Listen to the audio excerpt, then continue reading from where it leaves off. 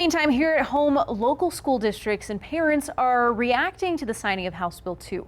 KFOX 14 News at 5's Christian Andrade is in the studio with what this means for local school districts.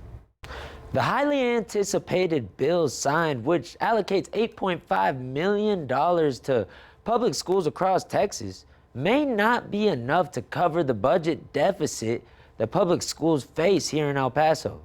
I spoke to local parents and school districts today to see what they thought of the bill being signed. I think we're getting ripped off. Yeah, it really doesn't make up for the deficit. I think they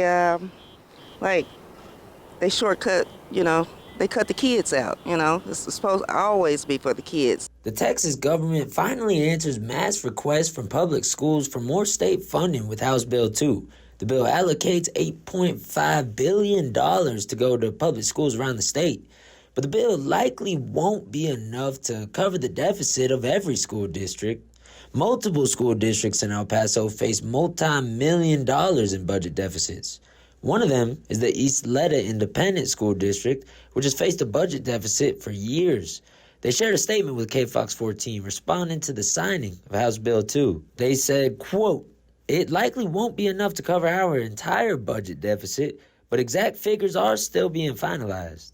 Meanwhile, Socorro Independent School District estimates the added funds will be enough to balance the deficits. We're still working through those numbers, but so far it seems what's left over may be just enough to balance our budget. And Canutillo Independent School District says they think the additional funding should be enough to balance their deficit too. They've gotten it down to $1.5 million from $6 million, but they did take the hit for it. We are hopeful that what the bill does will help us cover that last $1.5 million, but that doesn't take away the fact that we've had to make severe cost savings and reductions in services because the state has really not done its part in funding schools properly. Gustavo Reveles, the communications director at Canutillo Independent School District, says while they appreciate the bill, they wish the price per student would have been more realistic to the price of providing a quality education.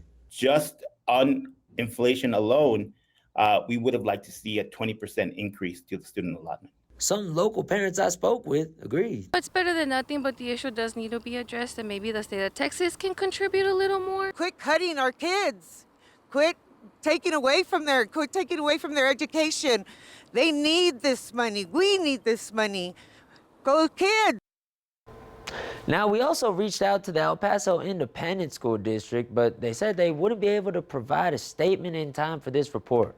Now, none of the school districts we spoke with could provide numbers as to exactly how much funding they'll be receiving just yet, but we'll of course update y'all when we get a hold of that information.